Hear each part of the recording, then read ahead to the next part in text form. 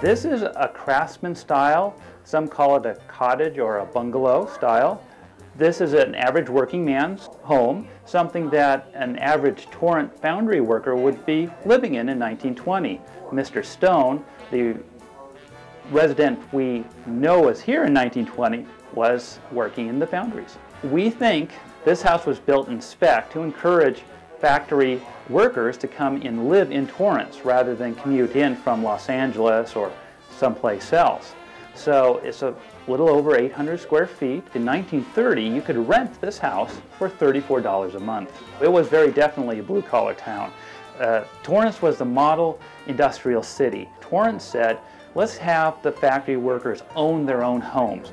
If the workers owned their home, they'd be happier, they'd produce more, they'd care for their environment and their community. Bad news is it didn't really happen. It was, back in the day, they could fire you for anything. So to get a worker to even pay $30 a month in a mortgage means a commitment, and that worker didn't know from day to day to day whether he'd have a job. Mr. Stone didn't live here long. It was owned from 1925 to the mid-70s by Mr. Webb. Mr. Webb worked for the city of Torrance in the Park and Rec department, and we don't know how much he paid when he bought the house. Typically, houses like this would have gone from anywhere from $2,000 to $5,000. Of course, the patio that we're standing in is very characteristic of the house. They enclosed this patio, which is one of the big selling points according to the owner, in around 1927. This porch has a story. My wife lives or works nearby and would go to work every day and see this house and look at this porch and goes, wow, that looks a lot like my grandmother's porch, brings back a lot of fond memories. And then one day she saw a for sale sign. Without even looking at the house, she said, I gotta buy this house, and it all was around this porch. I'd like to talk about this area of our house. When we moved in, it was barren. There was nothing here. And it just called in for us to add something. We had thought about bookshelves and different things. And one day we were going to the Pasadena flea market, and my wife saw two pieces that had been salvaged from a house. She happened to see the vision that how it would fill in a blank space in our house. And this is the after result.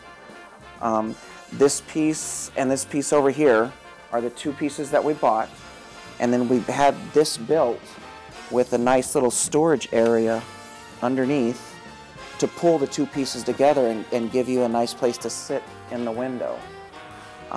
We were told by the salvage company that both these pieces were from the late 1800s, and they would fit with the style and the age of this house, which is from 1919. The whole goal of everything we did here to try to be period specific and have the illusion, at least, that it was always here.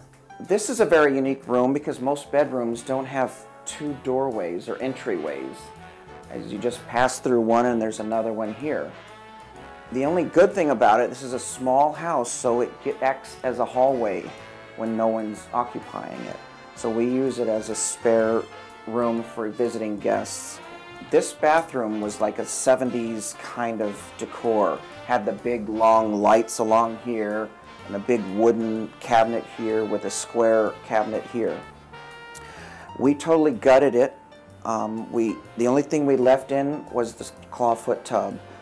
We had it re-porcelained and the outside painting to match the color scheme of the house.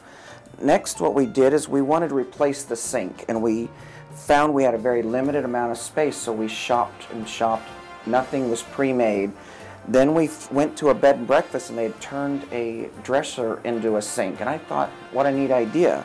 So we started looking for dressers that would fit in this vicinity, and they were either too wide or too tall.